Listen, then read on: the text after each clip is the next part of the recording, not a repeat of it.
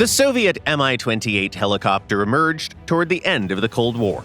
It was one of the most advanced Soviet developments of its time, and also one of the most controversial. The Mi-28 went through a long and difficult journey spanning several eras, underwent numerous modifications, and weathered the turbulent early years of the Russian defense industry. The story of the Night Hunter is closely tied to a long-standing rivalry between two iconic design bureaus. The teams, led by Mikhail Mil and Nikolai Kamov, had been competing since the early Cold War. In the 1970s, when the Soviet military announced a competition to develop an anti-tank helicopter to support ground forces, both bureaus jumped at the opportunity. The Mil Design Bureau responded with the Mi-28 project. Their engineers built on the concept of the Mi-24, just without the troop compartment, drawing from experience with the flying tank. After considering several options, including some rather unconventional ones, the Mil team settled on a traditional design with a tail rotor and a two-seat cockpit.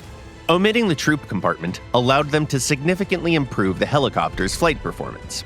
Meanwhile, the Kamov Bureau pursued a very different design, highly unusual at the time. A single-seat attack helicopter with coaxial rotors and high-end avionics. The testing process turned out to be long and difficult, driven both by technical challenges and external factors. By the mid-1980s, the gap between Soviet and Western helicopter technology had become obvious, prompting military leadership to pressure the engineers even more.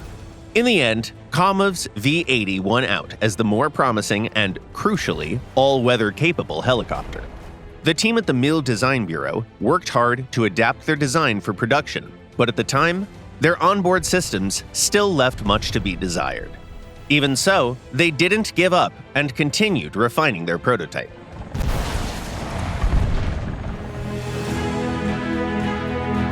In January 1988, the Mi-28A finally took to the skies.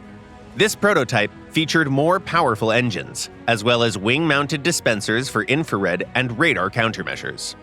At the 1989 Paris Air Show, audiences witnessed the Mi-28 performing complex aerobatics, including a full loop. Thanks to its combination of agility and relatively strong protection for a helicopter, the Mi-28 earned the nickname Flying Tank, just like its predecessor.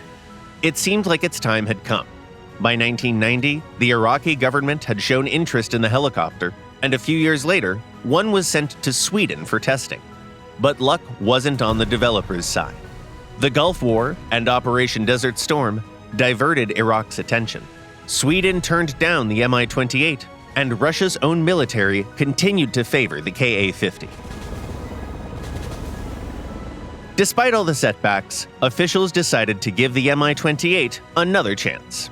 In the mid-1990s, the Mil Design Bureau completed work on the Mi-28N, or Night Hunter.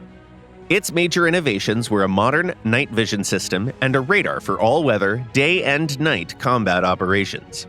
Engineers also enhanced protection for critical components and once again upgraded the engine. While deliveries of the Ka-50 were delayed, the Mi-28 found its niche as a temporary solution. The Russian military eventually ordered several dozen units in the mid-2000s. Moreover, the improved version caught the attention of foreign buyers in Iraq, Algeria, and Uganda. After decades of effort, the Mil Design Bureau had finally brought its long-suffering project to a successful conclusion. Today, the Russian military operates both the once interim Mi-28 and the more modern Ka-52. After numerous upgrades, both helicopters have become all-weather, multi-role vehicles, each effective in its own domain. The Mi-28 has also been adopted by several foreign armed forces. And for those eager to take it out for a spin, you can always try it out in War Thunder, available in both the Soviet and Swedish tech trees. Do you enjoy flying the heir to the legendary Flying Tank? Let us know in the comments down below.